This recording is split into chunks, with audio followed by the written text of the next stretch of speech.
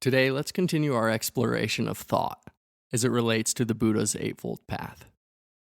Just to quickly recap, in the last episode, we went over some general exercises to begin opening us to the world of thought. Specifically, I invited you to start organizing your thoughts into two camps: those motivated by goodwill and those by ill will. I asked you to explore the energetic imprints and consequences of these two types of thought, and suggested that as you move toward thoughts of goodwill, you'll find more happiness and ease in your life, which in turn leads to more concentration and awareness, which in turn leads to more wisdom, insight, and understanding, which leads to yet more peace and joy. And so your life just continues to spiral upward. I also emphasized that thoughts shape our morality, our footprints on the world, and that thoughts, or our aims and intentions, in turn both shape and are shaped by our worldview, our understanding, our beliefs. So, when our views haven't been rigorously examined, when we see only the surface appearance of experience, when our understanding doesn't align with the Dharma, then our intentions will lead to unhelpful, if not harmful, actions and consequences, both internally and externally. If, for example, your view of the good life is measured in terms of wealth, status, or possession, then you'll aspire to no more than wealth, status, or possession. The result isn't happiness, peace, or freedom. It's suffering. Suffering born out of a deluded worldview that has you centered in greed. And as you work toward this aim, you're also creating the conditions to hurt others, since your end is not the peace and happiness of yourself or others, but merely wealth, status, or possession. What's the cost of this aim? It's through understanding that our suffering is liberated. Through understanding the Four Noble Truths, the truth of ill-being and its cause, and the truth of well-being and its cause. And again, an understanding not born out of dogma, but from your own direct investigation. What thoughts and intentions unfold when you examine directly in your own life the Four Noble Truths? Find out for yourself, but I'll bet you, 1, that when you apply your direct understanding of the Four Noble Truths to yourself, to your own situation, to your own interior, this understanding will lead to thoughts or intentions of renunciation.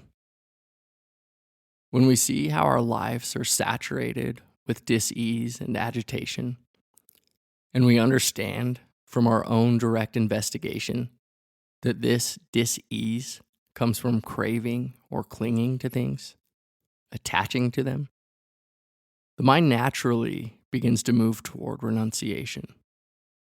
Stockholm Syndrome no longer deludes us, and we stop clinging to that which keeps us imprisoned, to that which strips us of our joy, peace, and freedom. Second, when you apply it to your relationship with the world and to your relationships with others, I bet you'll experience more and more thoughts of loving kindness and compassion. But we'll explore those another time. Today we're just going to focus on thoughts of renunciation and how these thoughts can blanket us with an overwhelming sense of peace, joy, and freedom. Renunciation. The first thing I should say about renunciation, which the Buddha said himself, is that we shouldn't let go of our desires because our desires are morally evil, but rather because when we cling to them, we suffer. Now let me be clear, I'm not asking you to leave everything behind to go join a monastery. I'm not even asking you to abandon your desires, like chocolate or coffee or hot showers. Desire in itself, again, is not bad. Desires only become a problem when we cling to them. My intention is simply to point you to the guiding principle that our suffering is alleviated by eradicating craving in our lives. And progress in this direction is made to the extent we overcome our cravings. This will inevitably necessitate renunciation, the intention of seeking truth. One of the biggest obstacles we face with renunciation is that when we try to let go of attachment, we often encounter a powerful inner resistance. The mind doesn't want to let go. After all, it's cultivated a strong habit over many years to gain, grasp, hold on to, and possess its desires, those things that bring it comfort and pleasure. At first, it might seem impossible to break this habit. You might even agree it's necessary to find lasting peace, and you may even want to leave craving behind. But when it comes down to it, the mind recoils and hardens its grip around the desire. How then do we break the chains of craving? Well, one way that's been tried with little to no success is to repress our desires, to drive them away out of fear, disgust, and hatred. The problem here is that this method doesn't resolve the problem, but it only pushes it deeper inward, where it grows in the shadows. Fortunately, the Buddha offers another way, the way of understanding. Here, genuine renunciation doesn't force us to give up things we cherish. It asks us to change our perspective of them so they no longer imprison us.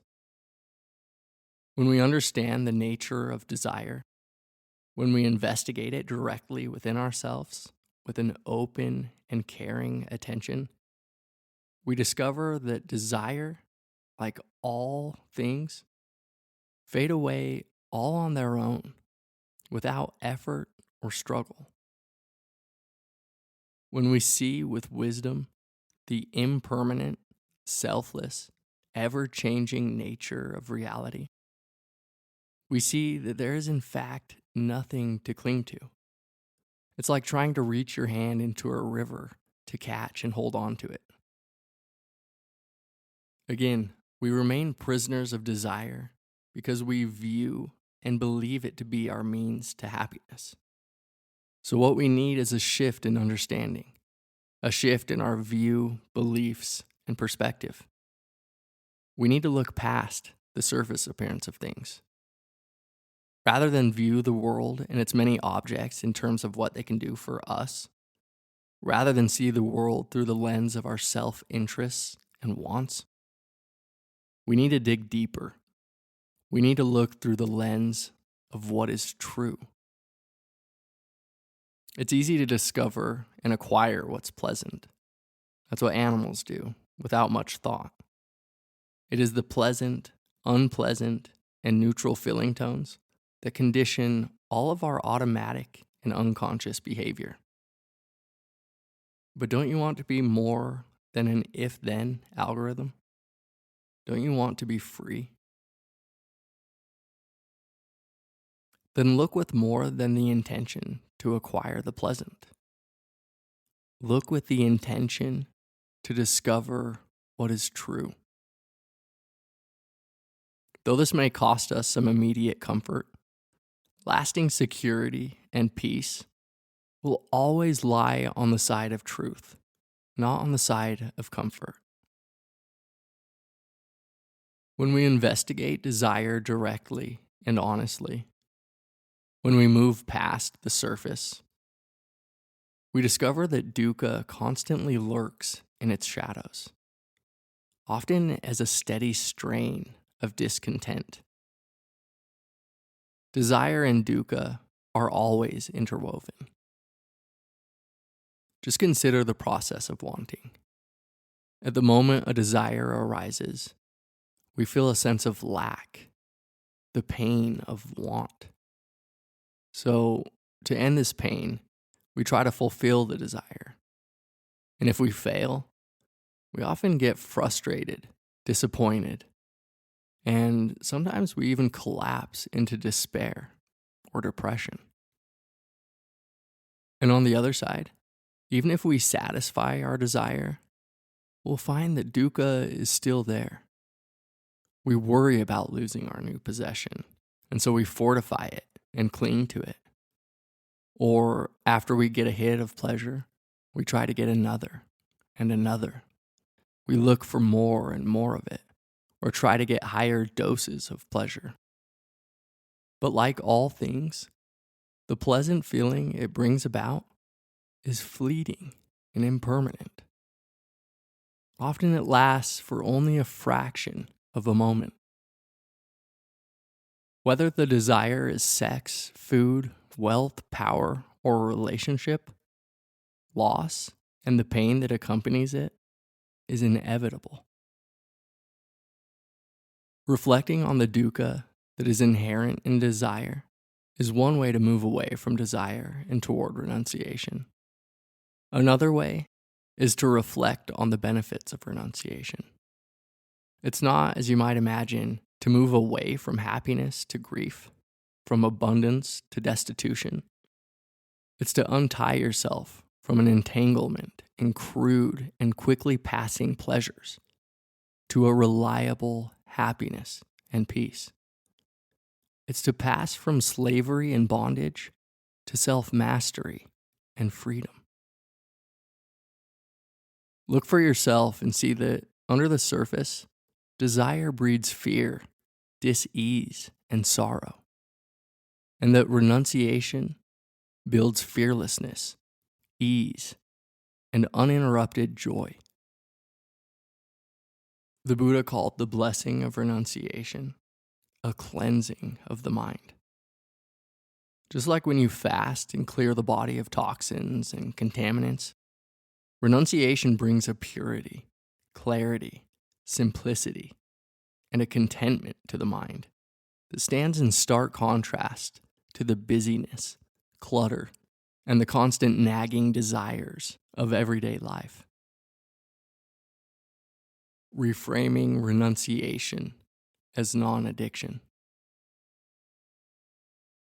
To many of us, especially in the West, renunciation sounds bleak and dreary.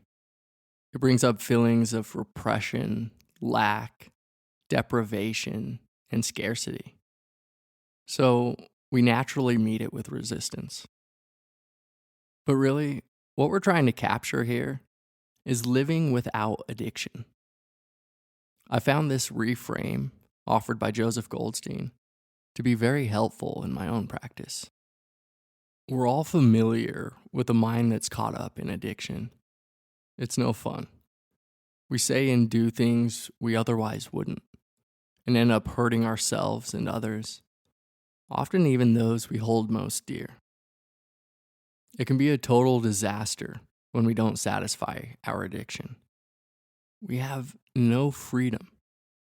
We live out of desperation and lack and fear. Again, in the moment of gratification, our addictions do give us pleasure. But then we grasp at them and feel the lack when the pleasure fades. So we reach for them again and again, or we look for some other momentary satisfaction, and then another and another, until we're drowning in desire. And then our life ends. I invite you to look at your daily habits and see how hard it would be to let each of them go.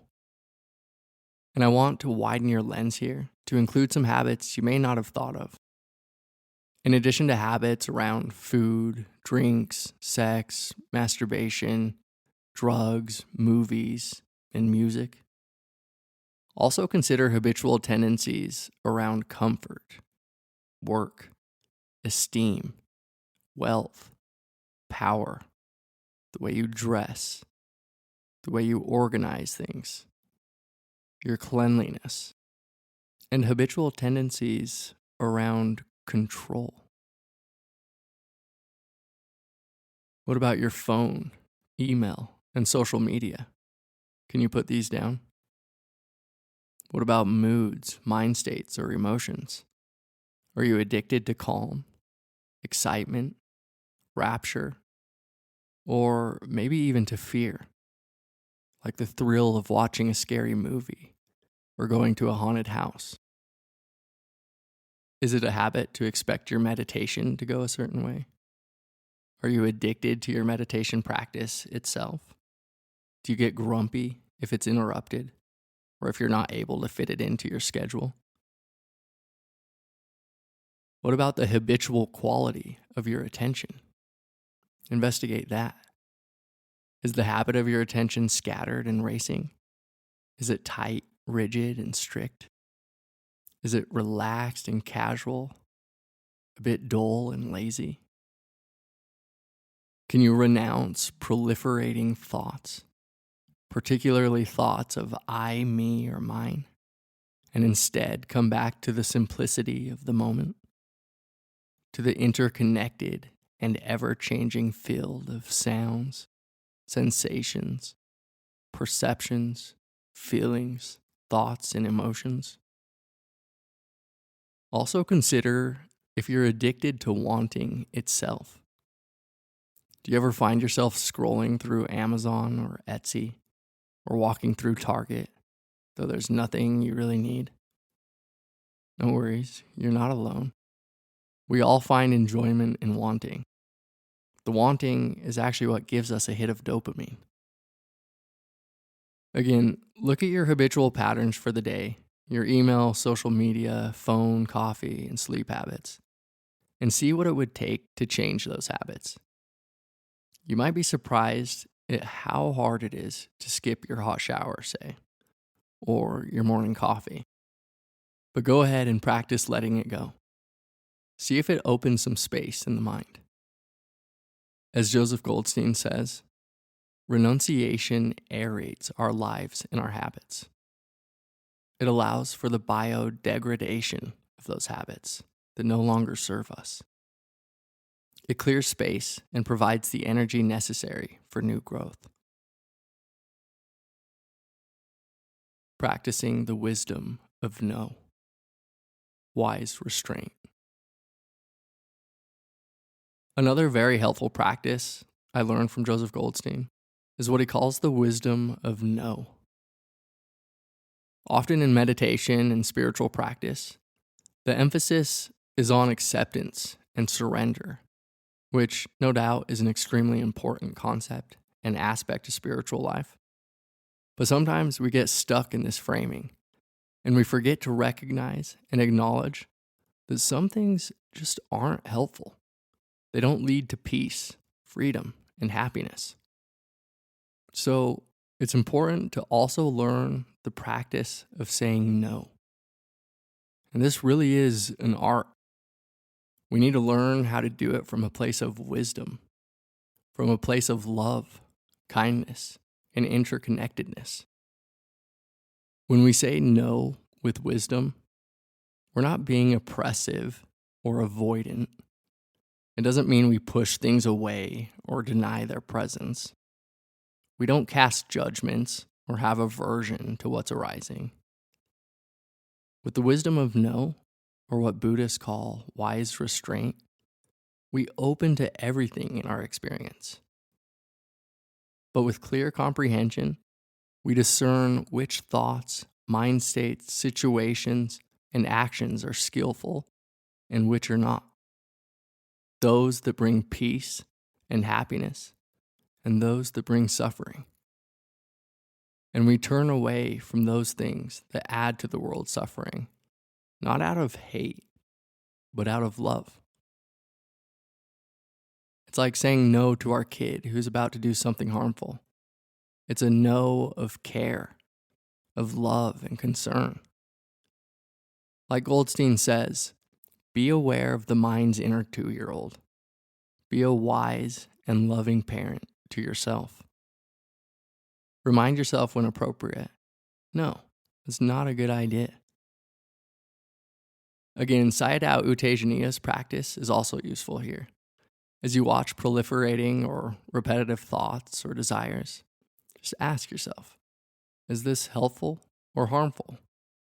Does it support my freedom or take it away? Allow the power of no to become the expression of a free mind. See if you can settle back and allow desires to arise and pass all on their own without reacting to them. And try to notice that moment when you go from being lost in wanting to being free from it. Does it feel like you've been let out of the grip of something? Do you open to a more expansive, spacious, and easeful awareness? Feel and know for yourself the greater sense of peace in not wanting than in wanting. As you continue to explore the Dharma directly for yourself, as you open more and more to the mind-body process, see if your mind gradually steers away from the tyranny of desire. This, of course, won't happen suddenly, but bit by bit, with persistent practice, I think you'll discover that intentions of renunciation will naturally begin to replace intentions of desire. Renunciation promotes every arena of training in the Eightfold Path. It really captures the whole of Dharma practice. It asks us to surrender everything until finally we dissolve into the undivided whole. Kalu Rinpoche says, there is a reality. You are that reality. When we understand this, we see that we are nothing. Being nothing, we are everything.